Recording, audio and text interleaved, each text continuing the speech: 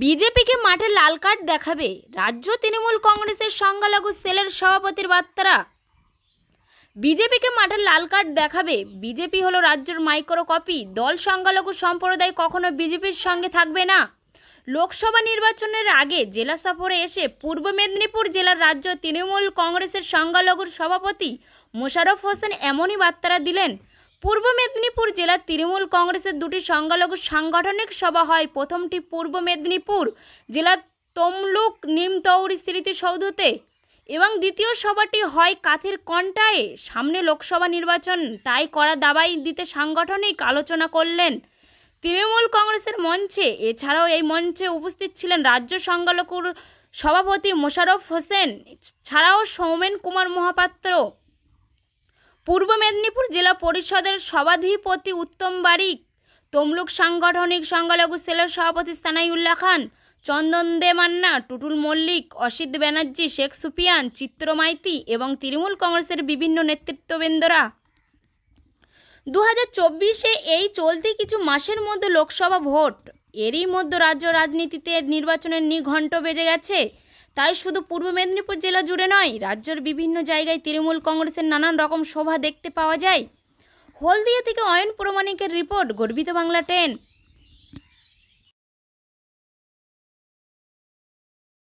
আমাদের সংখ্যালঘু তৃণমূল কংগ্রেসের উদ্যোগে মাননীয় মুখ্যমন্ত্রী মমতা বন্দ্যোপাধ্যায় আমাদের নির্দেশনা দিয়েছেন প্রতি জেলা সফর করতে, পূর্ণাঙ্গ কমিটিগুলো করতে, আগামী লোকসভায় একেবারে ঝাঁপিয়ে পড়তে প্রস্তুতি নিয়ে।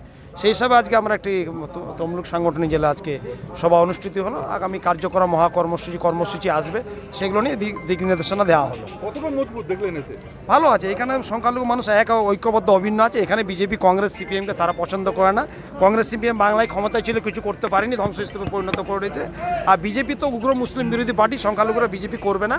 আর এই পার্টি অলরেডি মাইক্রোস্কোপিক দলে পরিণত হয়েছে, এদের আর কিছু নেই, বাংলা অস্তিত্বহীন হয়েছে। সংখ্যালঘু তৃণমূল কংগ্রেসের সঙ্গে মমতা বন্দ্যোপাধ্যায়, অভিষেক বন্দ্যোপাধ্যায় এবং তার দলের সঙ্গে একেবারে সম্পৃক্ত হয়ে রয়েছে। সভাতে দেশনেত্রী জননেত্রী মমতা বন্দ্যোপাধ্যায়ের নির্দেশে রাজ্য সংখ্যালঘু সেলের সভাপতি এবং বিধায়ক মোশাররফ হোসেন পূর্ব মেদিনীপুর জেলার ঝটিকা সফরে এসেছেন। প্রথম তিনি সভাটা শেষ করলেন এই নিমতৌড়ি স্মৃতিসৌধ। এখানে তমলুক সাংগঠনিক সংখ্যালঘু সেলের আহ্বানে আনোয়ার উদ্দিন সাহেব সভাপতি, তার নেতৃত্বে।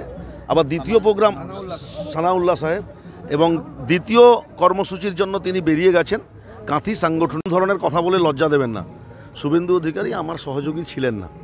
আমি 2014 সালের 2রা জানুয়ারি এই জেলার সাংগঠনিক সভাপতি যিনি ছিলেন, সাংসদ শ্রদ্ধেয় শিশির অধিকারীর হাত ধরে দারুয়ার কারবালা ময়দানে তৃণমূল কংগ্রেসে যোগদান করেছিলাম। তার আগে আমি ছাত্র পরিষদ, আইএনটিইউসি, জাতীয় কংগ্রেস, বিভিন্ন পঞ্চায়েত মেম্বার থেকে শুরু করে বিভিন্ন জায়গায় শ্রমিক সংগঠন থেকে শুরু করে বিভিন্ন সাংগঠনিক কাজকর্মের সাথে যুক্ত ছিলাম। তো 2014 সালে তৃণমূল কংগ্রেসে যোগদান করি। উনি আমাদের নেতা ছিলেন শুভেন্দু অধিকারী। তার কারণ মমতা বন্দ্যোপাধ্যায়ের হাত ওনার মাথায় ছিল। কোলাঘাট থেকে দীঘা পর্যন্ত যত দপ্তর, সমস্ত দপ্তরের দায়িত্বে একদম অধিকারী, অর্থাৎ যাত্রাপালার যিনি ম্যানেজার, ঠিক সেই অধিকারীর কায়দায় তিনি কিন্তু মেদিনীপুর জেলার 35টা দপ্তরের মালিক হয়ে বসছিলেন। তার মানে মমতা বন্দ্যোপাধ্যায় যাকে দায়িত্ব দিয়েছেন আমাদেরকে তাদেরকে নেতা মানতে হবে। তাই আমরা শুভেন্দু অধিকারীকে নেতা মেনেছিলাম। তিনি মমতা বন্দ্যোপাধ্যায়ের সাথে নেই। মমতা বন্দ্যোপাধ্যায়ের সাথে যখন ছিলেন তখন ছিলেন জননেতা। তিনি মমতা বন্দ্যোপাধ্যায়কে ত্যাগ করলেন, অর্থাৎ মমতা বন্দ্যোপাধ্যায় সাথে তিনি বেইমানি করলেন।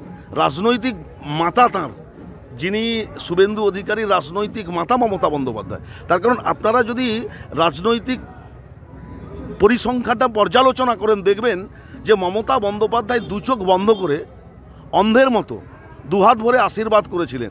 একই পরিবারে কত পদ, আজকে যিনি পরিবারতন্ত্রের কথা বলছেন সেই পরিবারে কত পদ ছিল। আজকে তিনি মমতা বন্দ্যোপাধ্যায়কে ছেড়েছেন, বাংলার বিরোধী দলনেতা হয়েছেন। আর 2014 সালে অপেক্ষা করুন, আমার আপনার সম্প্রতি সমাজ মাধ্যমে একটা 2024-এর লোকসভা ভোটের তালিকা প্রকাশ হয়েছে। সেই তালিকায় দেখা যাচ্ছে যে কাঁথি লোকসভার সম্ভাব্য তৃণমূল কংগ্রেসের প্রার্থী উত্তম বারিক। এরকম সম্ভাব্য বলে তৃণমূল কংগ্রেসে কোনো ভাষা নেই, এটা কারুর বানানো গল্প। তৃণমূল কংগ্রেসের ভাষাটা হচ্ছে ফুল অ্যান্ড ফাইনাল, নেত্রী মমতা বন্দ্যোপাধ্যায়, নেতা অভিষেক বন্দ্যোপাধ্যায়। তারা যেদিনকে ঘোষণা করবেন সেটাই ভাববেন ফাইনাল। একদিকে জেলা পরিষদের সভাধিপতি, অন্যদিকে বিধায়ক, পাশাপাশি আপনার নামটাই কিন্তু সমাজ মাধ্যমে ভাসছে।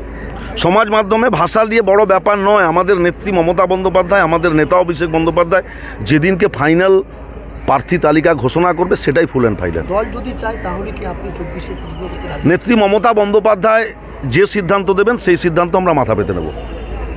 মতো এতিম সংগঠনের মতো না কাজ করে এর ডেডিকেটেড কমিটেড ওয়ার্কাররা, পরিচিত স্বচ্ছ ত্যাগী নির্ভর কর্মীরা উপরে উঠে এসে মাদার তৃণমূল কংগ্রেস জেলা পরিষদ সকলেরই সহযোগিতা নিয়ে কোঅপারেশন রেখে মতামত রেখে যাতে ভালো একটি কমিটি উপহার দেয় এবং মানুষের প্রচুর এবং সাংগঠনিক কাজ করে, তা ওনার এটা মনের ইচ্ছা। তাই উনি আমাকে বেশ কয়েক মাস আগে এই সেলের রাজ্য সভাপতি করেছিলেন। শুধু রাজ্য সভাপতি নয়, উনি আমাকে মাতৃময়ী নেত্রী হিসাবে, আমার মাতৃময়ী পরশে দয়াতে মাতৃ সমতুল্য নেত্রী আমার, উনি একাধিক পদ পদবি দিয়েও, শুধু পদ পদবি নয়, অনেক সময় অনেক রকমের নির্দেশনা দিয়েও আমাকে থাকেন। তাই আমি ওনার কাছে চিরকৃতজ্ঞ, অকৃত্রিম ভালোবাসা এবং অতর শুভেচ্ছা আমি ওনাকে বারে বারে জানিয়েছি। তা আমি আপনাদের বলতে চাই, এই জেলা কিন্তু পশ্চিমবঙ্গের অত্যন্ত রাজনৈতিক সচেতন জেলা।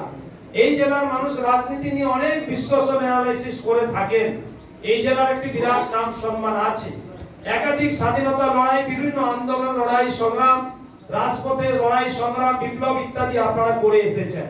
তেমন এই স্মৃতি শক্তির কথা বলি, এখানে অনেক অভিজ্ঞতা হলো, অনেক মহাপুরুষ ব্যক্তিবর্গের এখানে আমরা মাল্যদান করতে পারলাম। এই শহীদদের প্রতি শ্রদ্ধার্ঘ নিবেদন করে আমি বলতে চাই যে আগামীতেও একটি বড় যুদ্ধ আপনাদের করতে হবে। আরো যুদ্ধ একটা করতে হবে। এই জন্য এই পবিত্র মাতৃভূমি, বাংলার মাটিকে, ভারতবর্ষের মাতৃভূমিকে বাঁচাতে গেলে আরেকবার এই সাম্প্রদায়িকতার অপশক্তি, সাম্প্রদায়িকতার অপসংস্কৃতি, নৈরাজ্যকারী, সহিংসতাকারী, ধর্মান্ধ সৃষ্টিকারী মডার্ন রাম ভক্ত সেজে যারা বাংলাকে বিভাজিত করতে চাইছে, তাদের জন্য আমাদের কর্মীরা কাঁধে কাঁধ মিলিয়ে বাড়ি থেকে বেরিয়ে একেবারে এই সাম্প্রদায়িকতা বিজেপির বীজ দাঁত ভেঙে দিয়ে এদের উৎখাত করেই বাড়িতে ফিরতে হবে। তার আগে বাড়িতে ফেরা যাবে না। এই প্রত্যয় কিন্তু এই কসম আমাদের খেতে হবে। শুধু মিটিং মিছিলে আসলে হবে না, আপনাদের আন্দোলন এমনি করলে হবে না, রক্ত দিয়ে প্রয়োজনে আন্দোলন করতে হবে, রক্তের কসম খেয়ে মাটিতে নামতে হবে, তবেই আমরা এই বিজেপিকে উচ্ছেদ করতে পারবো, এটি আমি মনে করি। তাই আমি আপনাদের অনুরোধ করব যে আপনারা আগামীতে প্রস্তুত হয়ে যান। সময় খুব কম, কারণ এই বিজেপি পার্টি বাংলা থেকে চলে গেছে। বাংলা এই বিজেপি পার্টি নামে নাম দিয়েছি মাইক্রোস্কোপিক দল।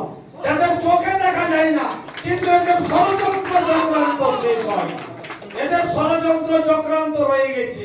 তাই এরা যেভাবে এখানকার বিরোধী দলনেতা ডিসেম্বর 22 সালে উত্তম বাড়িতে আছে, বিধানসভার ভিতরে বাইরে বলেছিল ডিসেম্বর মাসে নাকি আমাদের সরকারকে ফেলে দিবে। তারা ঘুরপথে অপশক্তি, অশুভ শক্তি লাগিয়ে ব্লুপ্রিন্ট করে এই ম্যান্ডেট, নির্বাচিত ম্যান্ডেটের সরকারকে ফেলতে চেয়েছিল। কিন্তু তারা মমতা বন্দ্যোপাধ্যায়কে চেনে না। মমতা বন্দ্যোপাধ্যায়, বিজেপি আপনারা শুনে রাখুন, বাঘ ধরলে বাঘ ছেড়ে দিবে, মমতা বন্দ্যোপাধ্যায় ধরলে ছেড়ে দিবে না, এইটা আপনারা শুনে রাখুন। তাই ডিসেম্বরে বিজেপির পরাজয় হয়েছে 22 সালে, 23 ডিসেম্বর গেছে, তারিখ পে তারিখ গেছে, তারা সরকার